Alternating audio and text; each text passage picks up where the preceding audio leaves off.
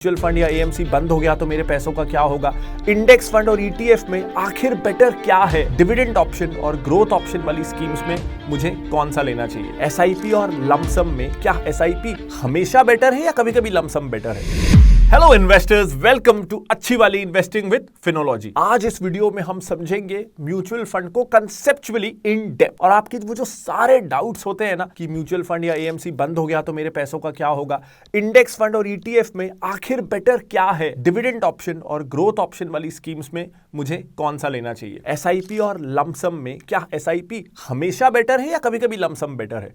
Exactly अगर मेरे को गोल प्लानिंग करनी है म्यूचुअल फंड्स के जरिए तो मेरे पोर्टफोलियो का स्ट्रक्चर मेरी रिस्क एपेटाइट के हिसाब से कैसा होना चाहिए, तो वो जो सारे आपके म्यूचुअल फंड के इन डेप्थ सवाल होते हैं ना, वो इस वीडियो में मैं आंसर करूंगा। बेसिकली आप इसको एक वीडियो मत समझो, एक full free comprehensive mutual fund course समझो, क्योंकि ये एक वीडियो से आपके मैक्सिमम डाउट्स खत्म हो जाएंगे और फिर जो बचेंगे वो सवाल आप कमेंट्स में पूछ लेना और रिप्लाई करके खत्म हो जाएंगे। तो this video will be a one stop mutual fund guide. तो चलो शुरू करते हैं फिनोलॉजी फॉर इन्वेस्टर्स। बात करते हैं बहुत ही कंसेप्चुअल क्वेश्चन से, धीरे धीरे हम क्वेश्चंस को एडवांस करते जाएंगे। आप चाहो तो डायरेक्टली स्किप आपके रेलेवेंट टॉपिक्स पे भी कर सकते हो। आई वुड रिकमेंड ये वीडियो पूरा देखो, कंसेप्ट्स पूरे क्लियर होंगे। सबसे पहले एग्जैक्टली म्यूचुअल फंड्स क्या हैं, इसका ना मैं एग्जाम्पल से आपको समझाता हूँ। मान लेते हैं हम कोई एयरलाइन का एग्जाम्पल लेते हैं, तो आपको मान लीजिए दिल्ली से मुंबई जाना है और वाया एयर जाना है, आपको जल्दी जाना है। तीन ऑप्शन है, या तो आप कोई चार्टर प्लेन लीज पे ले लो, या खुद का प्लेन खरीद लो, या सबसे कॉमन सेंस वाला, सबसे सिंपल, सबसे अफोर्डेबल ऑप्शन, आप कोई भी एयरलाइन में एक टिकट खरीद लो, आपको जो टाइम सूट होता है वो टाइम स्लॉट का, और 5-7 हज़ार रुपए में आप दिल्ली से मुंबई पहुंच जाओगे। लेकिन ऑप्शंस तीनों हैं, लेकिन जो शुरू के दो ऑप्शन है ना, चार्टर्ड प्लेन लेना या खुद का प्लेन खरीदना, वो शायद 1 in a million अफोर्ड कर सकता है। मैक्सिमम लोगों को ना तो वो अफोर्ड कर सकते हैं, ना उन्हें ज़रूरत है इस चीज़ की। उसी तरह है म्यूचुअल फंड। देखो क्या होता है ना, अगर किसी के पास तो कई 100 करोड़ रुपए हैं तो वो 1 लाख रुपए की सैलरी देके फंड मैनेजर खुद घर में बैठा सकता है, जिसे हम फैमिली ऑफिस वाला कंसेप्ट भी समझते हैं कि कोई एक्सपर्ट आ गया, अब वो हमारी फैमिली वेल्थ मैनेज करेगा। लेकिन मुझे तो इन्वेस्ट करने कुछ हज़ार रुपए, कुछ लाख रुपए। मैं अगर इतने में कोई फुल टाइम फंड मैनेजर को बोलूँगा कि मेरे घर आके मैनेज कर, तो मेरे इन्वेस्टमेंट से ज़्यादा तो उसकी सैलरी हो जाएगी। तो ऐसे में काम आता है म्यूचुअल फंड। उसको नाम से समझिए, जहाँ बहुत सारे लोग म्यूचुअली कंट्रीब्यूट करते हैं पैसे और उस कंट्रीब्यूशन से बनता है फंड। तो बहुत सारे लोग क्योंकि मिल के पैसा लगा रहे हैं, इसलिए नाम है म्यूचुअल फंड। अब ये म्यूचुअल फंड को मैनेज करती है एक एसेट मैनेजमेंट कंपनी। यहाँ एसेट है वही फंड जो हमने दिया, उसको मैनेज करने के लिए एक कंपनी रहती है जो फंड मैनेजर या team of fund managers appoint करती है, जो डिसाइड करेंगे कि ये जो फंड है इसको कहाँ कहाँ इन्वेस्ट करना है। और क्योंकि लाखों हज़ारों लोग आके थोड़ा थोड़ा पैसा डाल रहे हैं, तो उस स्कीम में हज़ारों करोड़ रुपए इकट्ठे हो जाते हैं, जिसमें से आधा % या 1% वो एसेट मैनेजमेंट कंपनी रख लेती है। वो उनका फ़ी होती है, जिसे हम एक्सपेंस रेशो भी कहते हैं। अब उस फीस में से कुछ वो अपने प्रॉफिट के लिए रखती है और कुछ वो सैलरी देती है फंड मैनेजर को। अब क्योंकि हज़ारों करोड़ रुपए में से आधा 1% दिया जा रहा है, तो आपके लिए ये बहुत अफोर्डेबल हो जाता है, क्योंकि अगर आप 1000 रुपये भी लगा रहे हो तो आप फंड मैनेजमेंट कंपनी को 10 रुपये दे रहे हो। तो अगर आप 1000 रुपये महीने की भी एसआईपी कर रहे हो, साल के 12,000 रुपये हो गए। तो ऐसे में अगर मैं 0.8%, 0.9% भी फीस मानूँ ना, तो एसेट मैनेजमेंट कंपनी को आप साल की 100 रुपये की फीस दे रहे हो। तो ये बहुत बहुत अफोर्डेबल हो जाता है। 100 रुपये साल की फीस में आपको industry experts, industry veterans, professionals मिल जाते हैं जो आपके पैसे को मैनेज करते हैं। उन्हें अगर आप डायरेक्टली हायर करने जाओगे तो शायद साल की आपको 50 लाख रुपए, 1 करोड़ रुपए सैलरी देनी पड़ेगी, जो आपको 100 रुपये में मिल जाती है। तो ये जो कॉस्ट एफिशिएंसी विथ एक्सपर्टीज का कॉम्बिनेशन है, ये है म्यूचुअल फंड्स। एंड ये कंसेप्ट इसीलिए इतना सक्सेसफुल है कि आपको best expertise at least possible cost मिल जाती है और ट्रांजैक्शंस का झंझट भी आपको नहीं करना पड़ता। अब मैं यहाँ म्यूचुअल फंड्स बेचने नहीं आया हूँ। वीडियो में जैसे जैसे हम आगे बढ़ेंगे मैं आपको म्यूचुअल फंड के नुकसान भी बताऊंगा। Why should you invest in mutual funds? 2 simple reason है। पहला, दुनिया भर के developed, developing nations, major economies जो हैं, उनका डेटा ये बताता है कि इक्विटी या stocks in general on an average has out performed all other asset classes. तो गोल्ड हो, रियल एस्टेट हो, ये सबसे ज़्यादा returns on an average in general लेके आता है जब आप स्टॉक्स में इन्वेस्ट करते हो। तो ऑन एन एवरेज इसका रिटर्न ज़्यादा है बाकी कैटेगरीज से, इसलिए equities are a good asset class. एक और रीज़न है, इसमें लिक्विडिटी ना बहुत अच्छी है, गोल्ड जैसे किसी भी दिन बिक जाता है, रियल एस्टेट बेचने में प्रॉब्लम हो जाती है। तीसरी चीज़, लेकिन इसमें एक प्रॉब्लम है, स्टॉक्स में ना अनलाइक गोल्ड या मैं कहूँगा अनलाइक रियल एस्टेट ऑल्सो, आप लीगल प्रॉब्लम्स में ना फंसो तो बहुत ज़्यादा लॉस नहीं होता गोल्ड में या रियल एस्टेट में, लीगल प्रॉब्लम्स असाइड। इक्विटी में अगर आप गलत करोगे ना तो बहुत ज़्यादा नुकसान होगा, अच्छे से करोगे तो बहुत ज़्यादा प्रॉफिट होगा। तो इसमें डाउनसाइड और अपसाइड दोनों ज़्यादा है। तो डाउनसाइड प्रोटेक्ट करने के लिए I think mutual funds are a very good option. यहाँ पे ना स्टॉक मार्केट का जो एक्सट्रीम डाउनसाइड है, इन मोस्ट केसेस आप उनसे बच जाते हो अगर आप एक डाइवर्सिफाइड इक्विटी या हाइब्रिड फंड लेते हो। तो इसमें भी रिस्की फंड्स होते हैं, लेकिन इन जनरल जिसमें ज़्यादातर लोग इन्वेस्ट करते हैं, मैं समझाऊंगा आप आगे कैटेगरीज। तो इसमें ना आप एक्सट्रीम रिस्क जो स्टॉक मार्केट में होता है, जिसमें आप कहानियाँ सुनते हो कि किसी का जीवन खराब हो गया, उस तरीके के रिस्क से आप बच जाते हो, क्योंकि आपको मार्केट एक्सपर्टीज मिल जाती है, डाइवर्सिफिकेशन मिल जाता है, और ये दोनों फायदे at a very low cost मिल जाता है, इसलिए इट्स अ विन विन। अब आगे ना हमने कुछ Q&A इकट्ठे किए हैं पिछले कई सालों में, उन क्वेश्चन आंसर फॉर्मेट में इस वीडियो को आगे लेके चलते हैं और आई एम श्योर आपके ज़्यादातर डाउट्स और क्वेरीज म्यूचुअल फंड से रिलेटेड जो है वो सॉल्व हो जाएंगी। पहला डाउट बहुत इंपॉर्टेंट है, ये डर लगता है म्यूचुअल फंड कंपनी डूब गई या पैसे लेके भाग गई तो आप तो बोल रहे हो SIP करो, क्या गारंटी है कि वो डूबेगी नहीं, भागेगी नहीं। अर्ली 2000 लेट 90s में हमने चिट फंड्स को देखा है, अनरेगुलेटेड वाले, कि पैसे लेके भाग जाते थे, लोगों की जिंदगी भर की कमाई डूब जाती थी। वैसा हो गया तो देखो, इससे ना म्यूचुअल फंड्स में स्ट्रक्चरल प्रोटेक्शन है। वो ऐसे कि AMCs जो काम करती है ना, वो सिर्फ मैनेज करती हैं आपके फंड्स, वो ओन नहीं करती। क्योंकि जब आप एक म्यूचुअल फंड को पैसा देते हो ना, तो दो कंपोनेंट होता है, एक होती है सेबी रजिस्टर्ड ट्रस्ट जो आपके फंड्स को ओन करती है, उसके ऊपर होती है AMC जो सिर्फ पैसों को मैनेज करती है, यानी क्या खरीदना है क्या बेचना है, वो उन स्टॉक्स को ओन नहीं। और ट्रस्ट भी जब पैसे को ओन करती है, उससे जो स्टॉक्स बॉन्ड्स कुछ भी खरीदा जाता है ना, तो वो कस्टोडियंस के पास होता है जो हाईली रेगुलेटेड है। तो इसलिए मान लेते हैं कि कोई म्यूचुअल फंड कंपनी है, उसने स्टॉक्स लिए, उसने आपको स्कीम का यूनिट दिया, और वो म्यूचुअल फंड कंपनी AMC रातों रात बैंकरप्ट हो जाती है, तो कुछ होगा नहीं, क्योंकि वो जो यूनिट उसने आपको दिया ना अपनी म्यूचुअल फंड स्कीम का, उस यूनिट के बदले जो स्टॉक्स है ना, वो सच में कस्टोडियन के पास पड़े हुए हैं, और उन स्टॉक्स की तो वैल्यू है ना, तो वो स्टॉक्स की जो वैल्यू है उससे वो म्यूचुअल फंड यूनिट की वैल्यू डिराइव होती है, वो कंपनी के नाम से, कंपनी के ब्रांड से नहीं। तो वो कंपनी डूब भी जाए तो कोई और आ जाएगा उसके बदले उन यूनिट्स को और उन पैसे को मैनेज करने के लिए। तो इन्वेस्टर्स का पैसा डूबेगा नहीं, हाँ कुछ समय के लिए ना, जब तक ये प्रोसेस होता है कि एक कंपनी बैंकरप्ट हुई, दूसरा कोई अपॉइंट हुआ, तो कुछ समय के लिए, महीना 2 महीना 3 महीना मैक्सिमम के लिए फंस सकता है, पर ये अनलाइकली है, बहुत रेयरली होता है, और लॉस हो जाएगा ऐसा नहीं है, क्योंकि जो आपका पैसा है ना, वो लगा है अच्छी कंपनियों में, HUL में, कोलगेट में, CDSL जैसी कंपनियों में। तो वो कंपनियों का शेयर डिसाइड कर रहा है आपके यूनिट की वैल्यू, और ये कोई एक म्यूचुअल फंड डूब रहा है तो वो कंपनियों के बिजनेस पे कोई असर होने वाला नहीं है, इसलिए उनके स्टॉक प्राइसेस पे कोई असर होने वाला नहीं है, और इसलिए आपके यूनिट पे कोई असर होने वाला नहीं है। अब बात करते हैं टाइप्स ऑफ म्यूचुअल फंड्स की। तो देखो, जनरली हमको लगता है कि म्यूचुअल फंड मतलब इक्विटी म्यूचुअल फंड, लेकिन बहुत सारी कैटेगरीज होती हैं। पहले हम इक्विटी की बात कर लेते हैं। अब इक्विटी में भी ना बहुत सारे ऑप्शंस होते हैं बेस्ड ऑन कि किसकी कैसी रिस्क एपेटाइट है, किसको कितना रिस्क लेना है। तो एग्जाम्पल के लिए लार्ज कैप, ये सबसे सेफर कैटेगरीज में से एक है, फिर यहाँ से रिस्क बढ़ता जाता है, जैसे large and mid cap, small cap काफ़ी रिस्की कैटेगरी होती है। उसके आगे आते हैं सेक्टोरल या थीमेटिक फंड्स, जो एक तरह के बिजनेस मॉडल या इंडस्ट्री वाली कंपनियों में इन्वेस्ट करते हैं। तो वो इंडस्ट्री अच्छा करेगी तो ये फंड बहुत अच्छा करेंगे, वो इंडस्ट्री खराब करेगी तो ये फंड खराब करेंगे।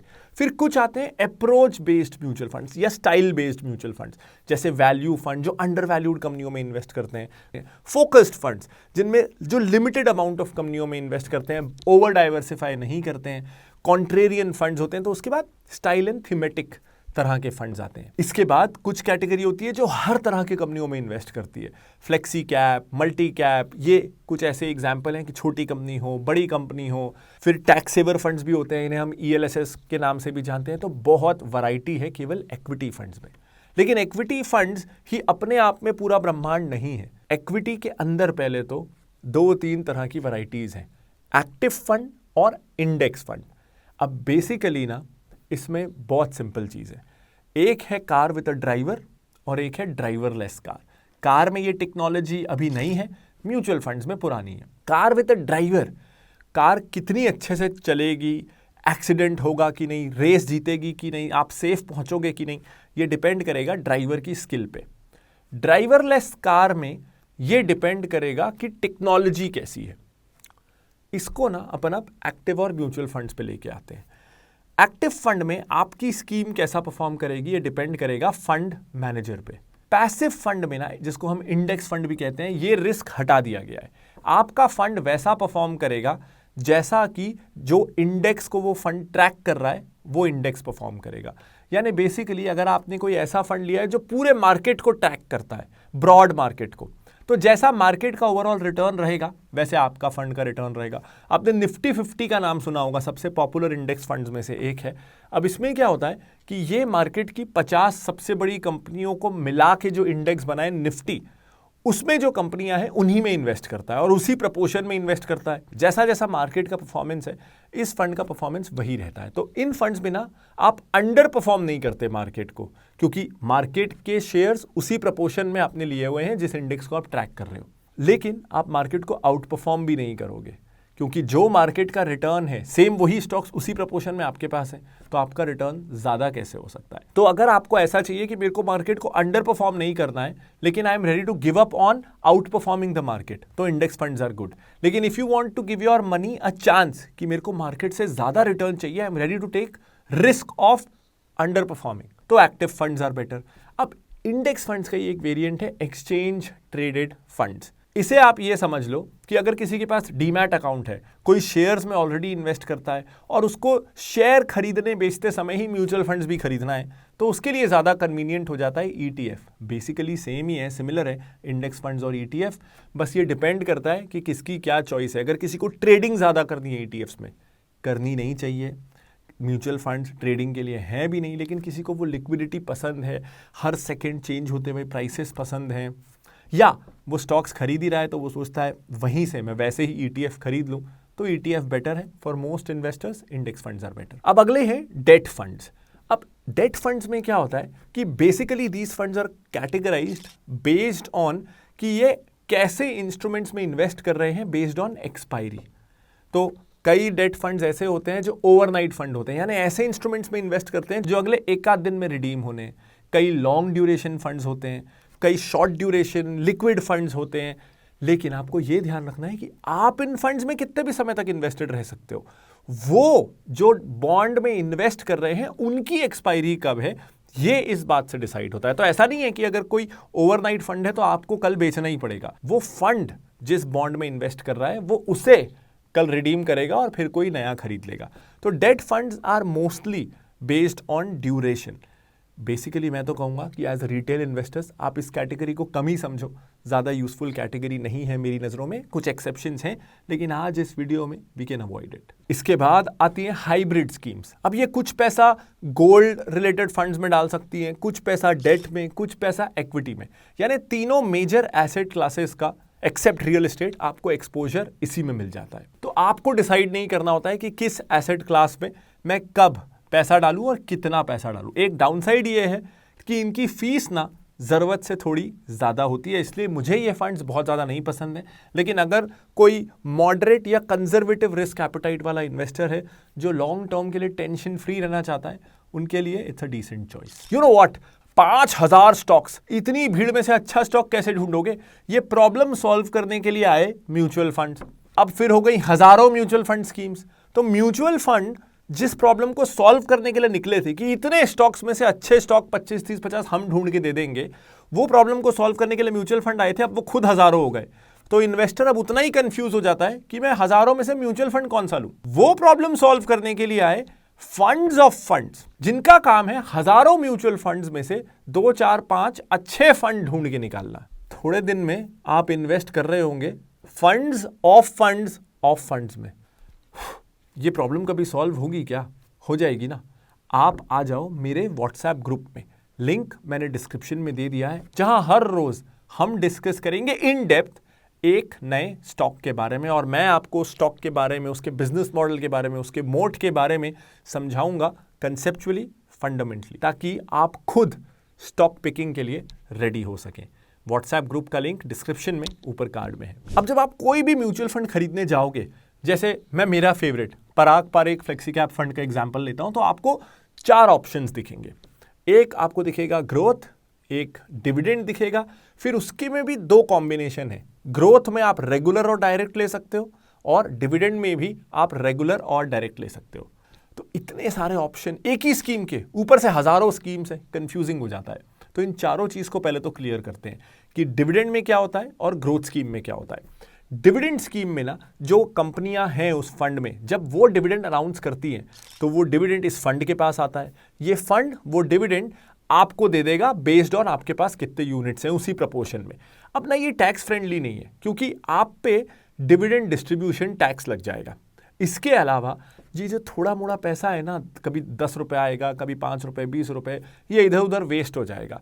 इससे अच्छा है कि आप ग्रोथ प्लान चूज करो। पहला, आपको ये डिविडेंड डिस्ट्रीब्यूशन पे टैक्स नहीं देना पड़ेगा, और दूसरा, ये जो डिविडेंड पहला पैसा है ना, ये अपने आप री इन्वेस्ट होता रहेगा, तो आपका कॉर्पस हर साल थोड़ा थोड़ा बढ़ता रहेगा, क्योंकि आपके बैंक अकाउंट में 10, 20, 30 रुपए आएंगे तो वो इधर उधर वेस्ट ही होंगे। इससे अच्छा वो उसी स्कीम में लगते रहें।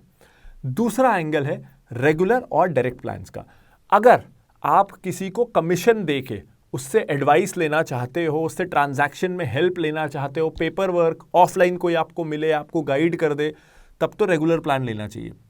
लेकिन अगर आपको पता है आपको कौन सा फंड चाहिए, या आप सब कुछ ऑनलाइन, आजकल इतने सारे प्लेटफॉर्म्स अवेलेबल हैं, उसके जरिए मैनेज कर सकते हो, तो आपको डायरेक्ट प्लान चूज करना चाहिए। इससे आधा 1% कमीशन जो वो डिस्ट्रीब्यूटर को जा रहा है, वो आपके रिटर्न्स में ऐड ऑन हो जाता है, आपके रिटर्न्स बढ़ जाते हैं।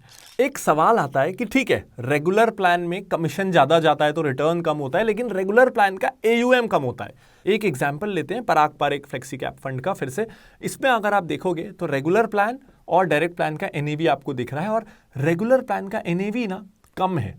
तो कई बार क्वेरी ये आती है कि जब शेयर्स सेम है, फंड सेम ही है, तो हम लोअर NAV पे रेगुलर प्लान ले लेते हैं ना, ज्यादा यूनिट मिल जाएंगे, हमको सस्ता पड़ेगा, आगे जाके रिटर्न्स बेटर होंगे। ऐसा नहीं है।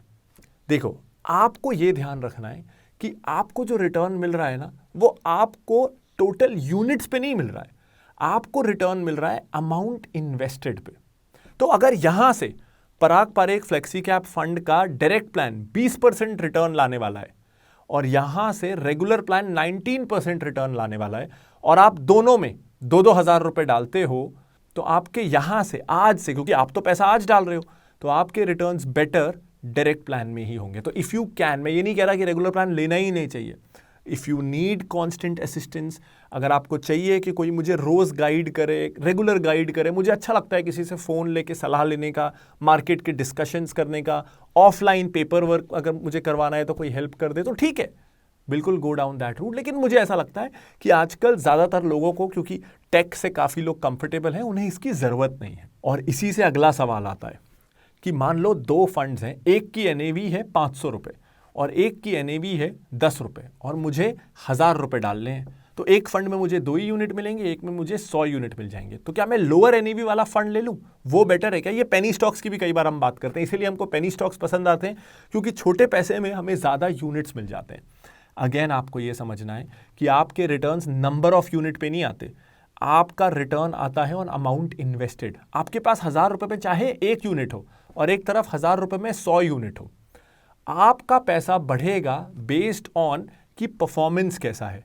अगर जिस फंड का आपके पास 1 यूनिट है 1000 रुपए का, वो 20% से ग्रो करता है, तो एक ही यूनिट से आप 20% कमा लोगे, आपका 1000 रुपए 1200 हो जाएगा। और दूसरे केस में अगर वो 10% ग्रो करता है, तो आपके पास थे तो 100 यूनिट, लेकिन आपने 1000 रुपए लगाए थे, अब सारे यूनिट 10-10% बढ़े, तो आपके 1000 रुपए अभी सिर्फ 1100 ही हुए। तो नंबर ऑफ यूनिट ज्यादा मिल रहे हैं, लोअर NAV है, ये देख के खुश नहीं होना है। फंड का track record, fund management company का ट्रैक रिकॉर्ड, फंड मैनेजर का ट्रैक रिकॉर्ड, रोलिंग रिटर्न्स, वो फंड अपनी फिलॉसफी से कितना कंसिस्टेंट है, कैटेगरी में उसकी रैंकिंग, उसकी परफॉर्मेंस कैसी है, मार्केट के बुरे समय में, मार्केट के अच्छे समय में वो फंड ने कैसा काम किया है, ये सारे पैरामीटर्स देख के फंड सिलेक्ट करिएगा। रीसेंट परफॉर्मेंस और लो एनएवी देख के नहीं। एसआईपी या लमसम क्या बेटर है? अभी रिसेंटली जब मार्केट गिरा ना तो लोगों को एसआईपीज पे थोड़ा गुस्सा आया कि यार मैंने तो एसआईपीज ली थी कि मेरा इन्वेस्टमेंट डाउनसाइड प्रोटेक्शन मिले मुझे मेरे इन्वेस्टमेंट पे, लेकिन एसआईपीज भी रेड हो गई। इससे अच्छा तो जब मार्केट लो है मैं वो पैसा बचा के तभी लमसम कर लेता, कम से कम लोअर प्राइस में मुझे ज्यादा यूनिट मिलते। तो timing the market is better than SIPs. बिल्कुल गलत। देखो एसआईपी में जो है ना ऑटोमेटिकली डॉलर कॉस्ट एवरेजिंग होती है, क्योंकि देखो अगर आप 1000 रुपए महीने की एसआईपी कर रहे हो तो जब मार्केट महंगा है ना तो आपके 1000 रुपए में आपको अपने आप कम यूनिट्स मिलेंगे, और जब मार्केट सस्ता है तो आपके 1000 रुपए में आपको अपने आप ज्यादा शॉपिंग कर पाओगे। और in the long run it matters कि आपके पास कौन से स्टॉक, कितने यूनिट्स हैं और उनका करंट मार्केट प्राइस क्या है। तो इन द लॉन्ग रन जब भी मार्केट गिरेगा your SIP will help you buy more, और जब मार्केट रिकवर करेगा तो वो जो यूनिट्स आपके इकट्ठे हुए हैं उस पर आपको बेटर रिटर्न मिलेगा। तो rather than trying to time the market, आप एसआईपी करते रहो, उसमें टाइमिंग द मार्केट ना एक तरीके से बिल्ट इन है, और आप एक्सट्रीम राइज जो कभी कभी हो जाता है ना वो मिस नहीं करोगे, क्योंकि आप ये सोच रहे थे मार्केट और गिरेगा लेकिन वो एकदम से भाग गया और आप पैसा डिप्लॉय नहीं कर पाए। ये जो शॉकिंग रिटर्न्स होते हैं ना, सरप्राइजिंगली गुड रिटर्न्स वाले डेज, ये आपसे मिस नहीं होंगे कभी भी अगर आप एसआईपी करते रहोगे तो। अब अपन कुछ एडवांस्ड इन डेप्थ कंसेप्ट की तरफ जाते हैं। क्या आपको पता है कि आप कब खरीद रहे हो फंड को और कब रिडीम कर रहे हो, इससे डिसाइड होता है काफ़ी हद तक कि फंड का परफॉर्मेंस कैसा रहेगा। मैं आपको समझाता हूँ।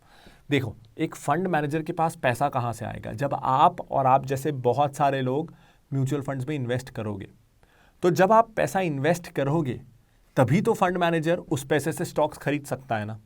तो अगर आप जब मार्केट गिरा हुआ है तब इन्वेस्ट करोगे तो फंड मैनेजर के पास पैसे रहेंगे सस्ते मार्केट में गुड वैल्यूएशंस में शेयर खरीदने के।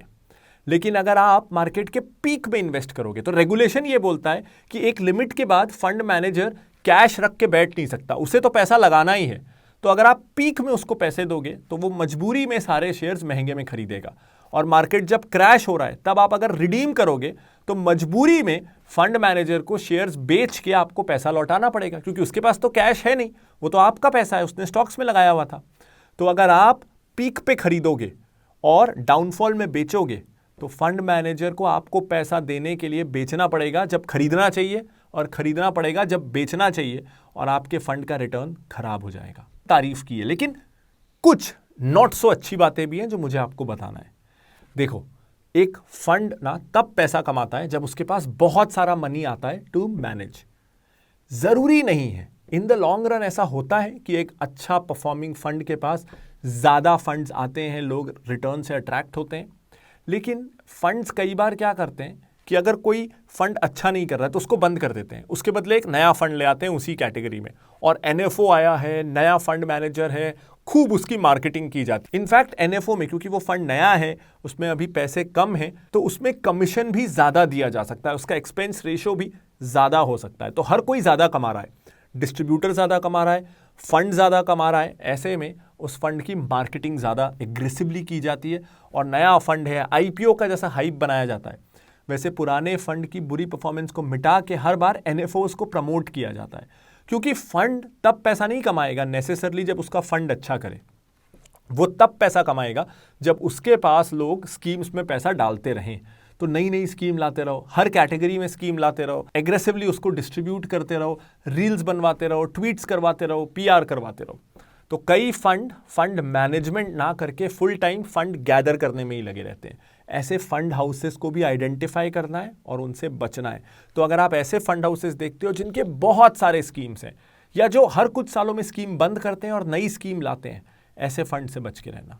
अब एक सवाल आता है कि कब हम पीएबीएस में इन्वेस्ट करें, कब म्यूचुअल फंड में इन्वेस्ट करें, या कब हम कोई स्टॉक रिकमेंडेशन प्रोडक्ट में इन्वेस्ट करें या स्मॉल केस में इन्वेस्ट करें, इसमें फर्क क्या है? अब देखो, मैं स्मॉल केस और म्यूचुअल फंड्स का आपको एक कॉन बताता हूं।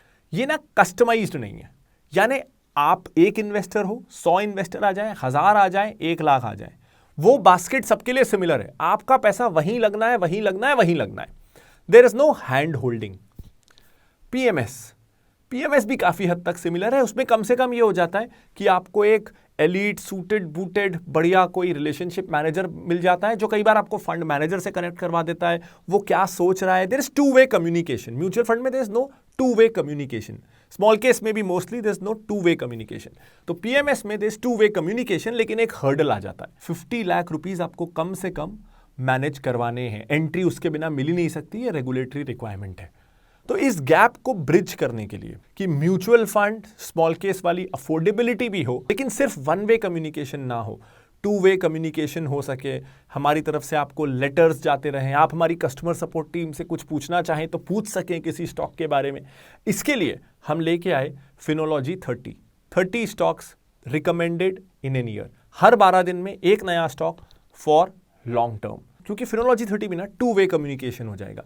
कस्टमर सपोर्ट अवेलेबल है डाउट क्लियरिंग के लिए, और हर स्टॉक के साथ डिटेल्ड रिपोर्ट कि कोई स्टॉक अगर आपको रिकमेंड किया जा रहा है तो वो क्यों किया जा रहा है, टीम ने क्या देखा, क्या सोचा, मार्केट के बारे में हम क्या सोच रहे हैं। तो आई थिंक इससे ना इन्वेस्टर कॉन्फिडेंस बढ़ पाता है। लेकिन पीएमएस अफोर्डेबल नहीं है। Finology 30 I think is accessible to a much more broader audience. इसका लिंक आपको ऊपर कार्ड में और वीडियो के डिस्क्रिप्शन में मिल जाएगा। Should you time the market? जब मार्केट गिरा है तो लगा लो, जब बढ़ा हुआ है तो म्यूचुअल फंड्स को बेच के निकल जाओ? बिल्कुल नहीं, क्योंकि ये क्या होता है ना, आप जब भी बेचते हो कैपिटल गेन टैक्स लगता है, ट्रांजैक्शन कॉस्ट लगती हैं। ये कॉस्ट आप बार बार दोगे जब भी आप बेचोगे। Over time it adds up. इससे अच्छा पीक में भी बने रहो। जब मार्केट गिरे तो हाँ, अगर आपके पास सरप्लस कैश है तो और पैसा डाल दो, लेकिन जो डाल दिया उसे निकालो मत, रखे रहो। लॉन्ग टर्म में पैसा तभी बनेगा। एक और प्रॉब्लम होती है, लोग सीजन के हिसाब से फंड्स चूज करते हैं। आजकल ये ट्रेंड में ये ले लेता हूं, या कई बार होता है कि जो रीसेंट बेस्ट परफॉर्मर है उसको ले लेते हैं। किसी एडवाइजर ने कुछ बोल दिया, किसी डिस्ट्रीब्यूटर ने कुछ बोल दिया, इकट्ठे करते रहते हैं फंड्स। एक फंड में होते हैं मिनिमम 25-30 स्टॉक्स, मैक्सिमम 60, 70, 80, 100 भी हो सकते हैं। तो आपने 2 फंड भी ले लिए ना, तो आपके पास 50-100 स्टॉक्स आ गए। इसीलिए 2 म्यूचुअल फंड्स बहुत होते हैं। बहुत हुआ तो 3 ले लो, एक्सट्रीम केसेस में 4। उसके ऊपर उससे ज्यादा म्यूचुअल फंड्स लेना ज्यादा सेंस नहीं बनता। मैंने तो यहां तक देखा है कि हाईएस्ट आई थिंक जो मैंने देखा है, एक क्लाइंट के पास 103 म्यूचुअल फंड्स थे। 103। एक म्यूचुअल फंड में अगर मैं एवरेज 40-50 स्टॉक्स मानूं और उनके पास 100 म्यूचुअल फंड्स थे, तो उन्होंने तो पूरा मार्केट खरीद लिया। लेकिन 100 म्यूचुअल फंड्स, अनबिलीवेबल। 20-20, 15, 30-30 तो बहुतों के पास होते हैं। ये गलती मत करो। 2, 3 या 4 म्यूचुअल फंड्स बहुत होते हैं। आपकी रिस्क एपेटाइट क्या है, आपकी गोल प्लानिंग आप खुद कैसे कर सकते हो, आपकी रिस्क एपेटाइट कैसी है, ये सब के लिए ना आप recipe.finology.in पे जाके अपना खुद का फ्री में फाइनेंशियल प्लान बना लेना। अपने गोल्स, अपनी नीड्स, अपनी रिस्क के हिसाब से, और उस फाइनेंशियल प्लान जो आपने बनाया है ना, उसके हिसाब से फिर अपने म्यूचुअल फंड्स को, और किस म्यूचुअल फंड में या गोल्ड में या इंश्योरेंस में कितना पैसा हर महीने या हर साल डालना है, ये आपको उस प्लेटफॉर्म पे मिल जाएगा। तो a complete DIY personal financial planning platform, free for everyone. Link description में ऊपर कार्ड पे है। और ये सब जब आप कर लो ना, तो जीरोधा में अपना फ्री डीमैट अकाउंट खोल लेना। चाहे स्टॉक्स हो या म्यूचुअल फंड्स, दोनों में ही लॉन्ग टर्म स्टॉक इन्वेस्टिंग भी फ्री है, और direct mutual funds no commission, उसमें इन्वेस्टमेंट भी फ्री है, अकाउंट ओपनिंग भी फ्री है। तो मिडिलमैन की कॉस्ट आप जितनी रिड्यूस कर सकोगे ना, उतना बेटर रहेगा। जीरोधा मैं कई सालों से, शायद 9-10 सालों से अब यूज़ कर रहा हूँ। मुझे प्रॉब्लम नहीं आता। मैं ट्रेड नहीं करता, तो कभी कभी ट्रेडिंग के कारण जो वो ट्रेंड हो जाता है कि आज मैं बेच नहीं पाया, कुछ ग्लिच आ गया, मुझे फ़र्क नहीं पड़ता। मैं लॉन्ग टर्म इन्वेस्टर हूँ और मेरा experience personally also has been phenomenal. Zerodha का लिंक वीडियो के डिस्क्रिप्शन ऊपर कार्ड में है। अगर ये वीडियो आपको पसंद आया हो तो इसे लाइक कर देना। इससे ना ये वीडियो ज़्यादा लोगों तक पहुंच पाएगा, मुझे एनकरेजमेंट मिलेगा। और अगर आपको लगा कि मैंने सही चीज़ें बताई हैं, आपकी लाइफ में वैल्यू ऐड कर पाया हूँ, तो इस चैनल को सब्सक्राइब कर दीजिएगा, बेल आइकन दबा के ऑल नोटिफिकेशंस ऑन कर दीजिएगा, ताकि इस तरह के जब मैं और वीडियोज़ बनाऊँ तो आप तक पहुँचते रहें। अगर फिर भी आपका कोई डाउट बच गया है तो प्लीज़ कॉमेंट कर दीजिएगा, and I would be happy to answer all your questions. This is Pranjal Kamra signing off from Finology for अच्छी वाली इन्वेस्टमेंट। Bye bye.